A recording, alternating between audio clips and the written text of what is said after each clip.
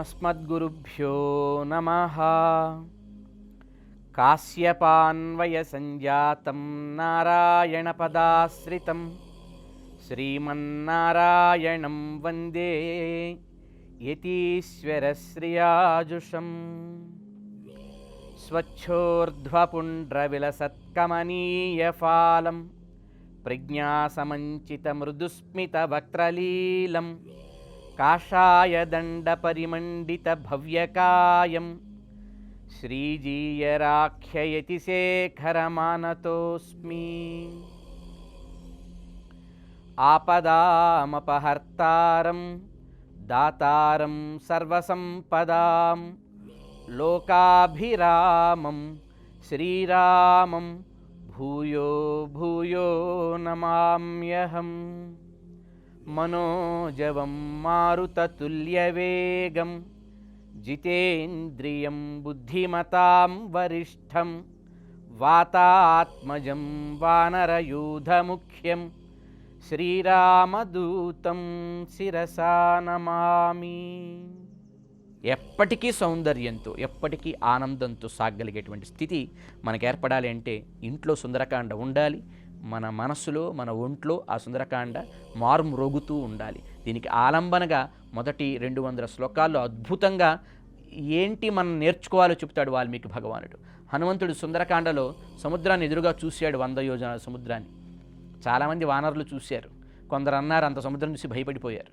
మేము 10 యోజనాలు దాటగలమన్నారు కొందరు. కొందరు లేదు నేను 20, కొందరు 50, 60, 70. ఒకరైతే ఒకరు అవతలికి వెళ్ళగలను కానీ తిరిగి మళ్ళీ వెనక్కి రాగలను లేదు, ఇలా చెప్పారంత.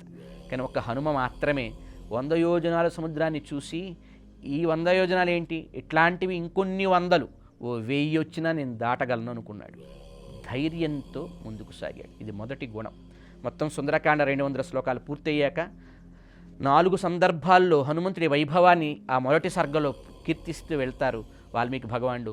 4 గుణాలు చెప్తాడు. ధృతి, దృష్టి, మతి, దాక్ష్యం అనే 4 గుణాలు చెప్తాడు. ప్రతి మనిషికి ఉండవలసిన, ప్రతి మనిషి అలవర్చుకోవలసిన, సాధన చేసి పైకి తెచ్చుకోవలసిన 4 గుణాలు.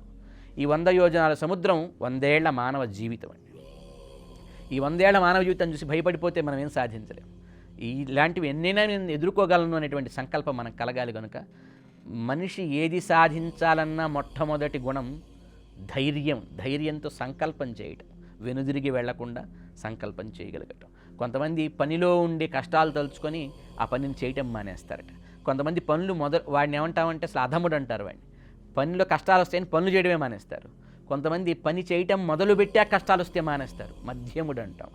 కొంతమంది పనులు చేసిన మొదలుపెట్టాక కష్టములు వచ్చినా వాటిని ఓర్చుకొని పనిని పూర్తి చేస్తారు, వాడిని ఉత్తముడు అంటాం. హనుమంతుడు అలాంటి వాడు. 100 యోజనాల సముద్రం కనిపిస్తే భయపడలేదు. దానికి కావాల్సిన గుణం ధైర్యము. మనం మానవ జీవితాన్ని ఎదుర్కోవటానికి మనందరిలో ఉండాల్సిన గుణం ధైర్యం అనే గుణం ఉండాలి. ఎన్ని కష్టాలు వచ్చినా ఎప్పుడు మనం ఈ దేహంలోంచి బయటికి వెళ్ళాలనే ప్రయత్నం మనం చేయకూడదు. ఏదో ఒక రోజు టైం వచ్చినప్పుడు మనం ఉందామన్నా ఉండలేం. అప్పుడు తీసుకువెళ్ళేది ఏదో అది తీసుకెళ్ళిపోతుంది. అప్పటిదాకా ఎన్ని ఇబ్బందులు, ఎన్ని ఆటంకాలు, ఎన్ని కష్టాలు వచ్చినా ఈ దేహం నుంచి బయటికి వెళ్లకుండా ఉండగలిగి ఈ సమాజాన్ని, ఈ జీవితాన్ని ఎదుర్కోవాలి. దానికి కావాల్సిన ధైర్యం. హనుమంతుడు 100 యోజనాల సముద్రాన్ని చూసి ధృతి అనే గుణంతో ముందుకు సాగాడు. అయితే అట్లా ప్రయాణం మొదలుపెట్టిన తర్వాత కొద్ది దూరం వెళ్ళిన తర్వాత సముద్ర గర్భంలో నుంచి ఒక పర్వత రాజ్యం పైకి లేచింది. మైనాకమని దాని పేరు. బంగారు కొండ, ఎటైనా పెరగగలిగినది. అది దివ్యమైన కాంచన శిఖరాలతో, హిరణ్మయ దివ్యకాంతులతో అది పైకి లేచింది. చూసిన హనుమ ఇదేదో విఘ్నం కలిగిస్తుంది నా ప్రయాణానికి అనుకున్నాడు. తన వక్షస్సు చేత దాన్ని వృద్దాడు. అది 1000 చీలికలుగా ముక్కలయ్యింది. అయ్యాక ఒక మానవ రూపం ధరించిన ఆ పర్వత అధిష్టాన దేవత మైనాకుడు అంటారు. పైకి వచ్చి, హనుమ నేను నీకు సేవ చేద్దామని వచ్చాను. నువ్వు ఇంత పెద్ద ఆకాశంలో నిరాలంబంగా ఏ ఆధారం లేకుండా నువ్వు యథేచ్ఛగా స్వేచ్ఛగా సంచరిస్తున్నావు కదా, కొద్దిసేపు నా కొండ మీద నిలబడి చక్కటి ఫలాలు జలాలు స్వీకరించి సేద తీరి మిగతా పనిని బాగా పూర్తి చేసుకో అని అడిగాడు అనమాట. నీవంత గొప్పవాడు అంటే రామకార్యం చేయడం కోసం ఇంత పెద్ద మహాకార్యానికి ఉపక్రమించిన నువ్వంత గొప్పవాడు ఎదురుపడ్డప్పుడు సేవ చేయకుండా ఎలా ఉండగలను నేను అన్నాడు ఆయన. దానికి హనుమంతుడు ఏం చేశాడు, నేను ఒక నియమం పెట్టుకున్నాను. హనుమ, తాను పెరిగాక మహేంద్రగిరి పర్వతం సముద్రానికి ఆవల ఉంది, దాని మీద నిలబడ్డాడు. పర్వతమంతగా తన కాయాన్ని పెంచాడు. పెంచిన తర్వాత ఒక యోగ సాధకుడు ఎట్లా అయితే ప్రాణాయామంతో అష్టాంగ యోగాన్ని అవలంబిస్తాడో, హనుమ కూడా తన దివ్యమైన శక్తిని ఉద్బోధనం చేసుకున్నాడు. దాన్ని ప్రేరేపణ చేసుకొని శక్తిని ప్రజ్వలితం చేసుకున్నాడు. చేసుకున్న తరువాత ఒక మాట చెప్తాడు, యథా రాఘవ నిర్ముక్త శరస్వ్యసన విక్రమ గచ్చేత్ తత్వద్గమిష్యామి లంకాం రావణపాలితాం అని చెబుతాడు. అక్కడున్న వానరులందరికీ కూడా రాముడు విడిచిన బాణం ఎట్లా వెళుతుందో నేను అలా వెళతానని చెప్తాడు అనమాట. అంటే రెండు రకాలుగా భావించి చెప్పేట ఆ మాట. ఒకటి, ఎప్పుడైనా మనం ఒక పని చేస్తున్నప్పుడు నేను చేస్తున్నా, నేను అనే అహంకారం వస్తుంది. అది ఎప్పుడు నీడలా మన పక్కనే ఉంటుంది అహంకారం. కానీ ఆ అహంకారపు నీడకి వెనక సపోర్ట్ ఇచ్చే ఒక మహాశక్తి భగవంతుడు. కనుక అహం ఉండాలి. పెద్దలు చాలా అందంగా చెప్పారు. ఏమని భావించాలి మనం అంటే, అహాన్ని తిరగదిప్పాలట. తిరగదిప్పితే ఏమవుతుంది? అహం దాసోహం అవుతుంది అనమాట. అందుకని ఎప్పుడు కూడా అహం అని అనకూడదు. ఈ అహం సిద్ధాంతం వాళ్ళు ప్రపంచంలో చాలామంది ఉన్నారు. ప్రజల్ని కన్ఫ్యూజ్ చేస్తుంటారు వాళ్ళు ఇప్పుడు చాలామంది నిరంతరంగా. కనుక మన కాన్సెప్ట్ ఎప్పుడు, భారతీయమైన వైదిక ధర్మం ఎప్పుడు అహం అని చెప్పదు. అహానికి ముందు ఒక పదం పెట్టింది, దాసోహం, అహం దాసః. ఇది సుందరకాండలోని హనుమంతుడు చెబుతాడు. లంకలోకి వెళ్ళిన తర్వాత సీతమ్మతో మాట్లాడటం అంతా సంభాషణ పూర్తి అయిన తరువాత, అశోకవనాన్ని ధ్వంసం చేసిన తరువాత రాక్షసులంతా యుద్ధానికి వస్తారు హనుమంతుడి మీదకి. ఆ యుద్ధానికి వచ్చినప్పుడు తను ఎవ్వరో, ఎక్కడి నుంచి వచ్చాడో, తన పేరేంటో తనే చెప్పుకుంటాడు. చెప్పుకుంటూ దాసోహం కోసలేంద్రస్య రామస్య అక్లిష్టకర్మణ హనుమాన్ శత్రు సైన్యానం నిహంతా మారుతాత్మజ అని చెప్తాడు. నేను రాముడి యొక్క దాసుణ్ణి. ఎట్లాంటి రాముడు? అక్లిష్టకర్మణ, ఏదైనా కష్టమైన పని ఎదురైనా సరే దాన్ని పూర్తి చేయగలిగిన రాముడు. మధ్యలో వదలడు.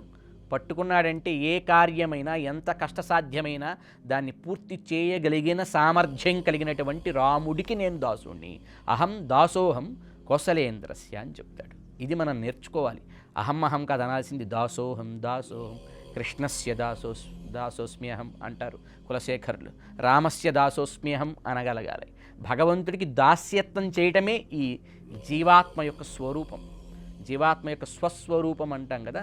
స్వస్వరూపం అంటే original form of the soul. ఏమిటంటే మనం డిపెండ్ అయి ఉన్నాం. ఎవరికి డిపెండ్ అయి ఉన్నాం అంటే భగవంతుడికి డిపెండ్ అయి ఉన్నాం. అది తెలియగలిగితే చాలు.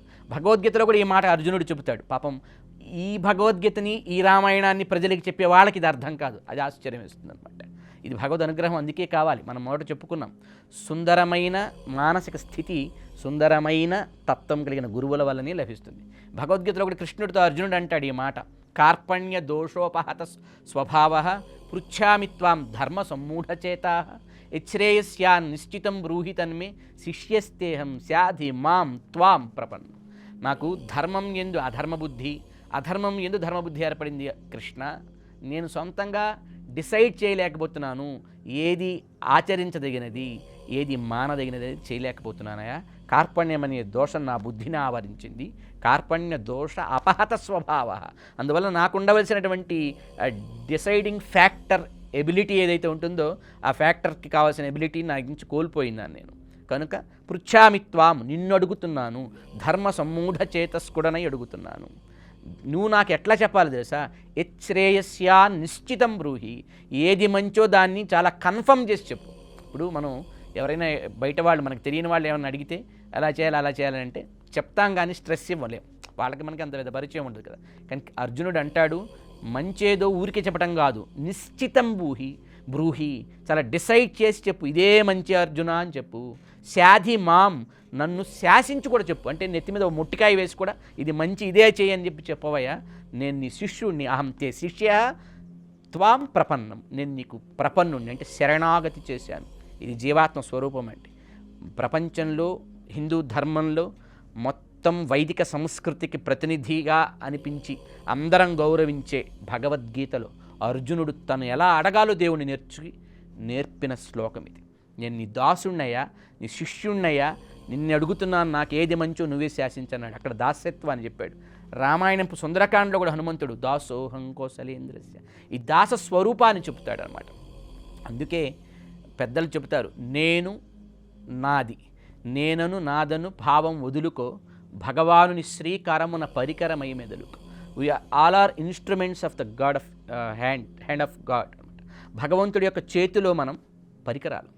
ఒక దివ్య శక్తి, సూపర్ న్యాచురల్ ఎనర్జీ ఏదైతే మన బిహైండ్ ఉండి ఈ మొత్తం విశ్వాన్ని లీడ్ చేస్తుందో, శాసిస్తుందో, దాని చేతిలో మనంతా ఇన్స్ట్రుమెంట్స్. ఈ భావం ఎప్పుడు ఉంటుందో మనలో ఏ గొప్పతనాలున్నా అహంకారం మనకి రాదు. మనకు మంచి బాగా మాట్లాడగలిగే సామర్థ్యం ఉంది, ఇది బాగా రాయగలిగే సామర్థ్యం ఉంది, ఇది బాగా గీయగలిగే, పాడగలిగే, మరొకటి ఏ గొప్పతనాలు మనలో ఉన్నా ఇవన్నింటికీ వెనక ఉండి ఆ శక్తిని ఇస్తున్నవాడు ఒకడు ఉన్నాడనే భావం కలిగి అతడి యందు నువ్వు దాసుడిని ఎప్పుడు అనుకుంటావో, ఇచ్చేవాడికి కదా గౌరవం. ఎప్పుడు కూడా ఇచ్చేవాడిని కదా ఇప్పుడు మనం కీర్తిస్తూ ఉంటాం. ఏది మెయిన్ సోర్స్ నుంచి ఒక ఎనర్జీ వస్తుందో ఆ సోర్స్ని కదా మనం గౌరవిస్తాం. అది మర్చిపోనప్పుడు, ఆ సోర్స్ని మర్చిపోతే బయటికి కనబడుతున్నటువంటి విజిబిలిటీగా కనబడుతున్నదే గొప్పది అనుకుంటూ ఉంటాం. కనుక ఇది మనలో ఏర్పడాలి. కనుక ఇది హనుమంతుడు చెప్తాడు. రామబాణానికి ఒక ప్రత్యేకత ఉందండి. ప్రపంచంలో మిగతా బాణాలకి లేని ప్రత్యేకత రామబాణానికి. ఏమిటది? ఎప్పుడైనా ఒక బాణం ఒక టార్గెట్కి వేసామనుకోండి, టార్గెట్ని టచ్ చేసి ఫినిష్ చేసి బాణం అక్కడ పడిపోతుంది ఎక్స్పర్ట్స్ అయితే. రాముడి బాణం టార్గెట్ పూర్తి చేసి మళ్ళీ వెనక్కి వస్తుంది. అది రామబాణం గొప్పతనం. వెనక్కి వచ్చి అమ్ముల పొదిలో కూర్చుంటుంది. సుగ్రీవుడు చూశాడు ఇది. For more videos like this, subscribe Big TV channel.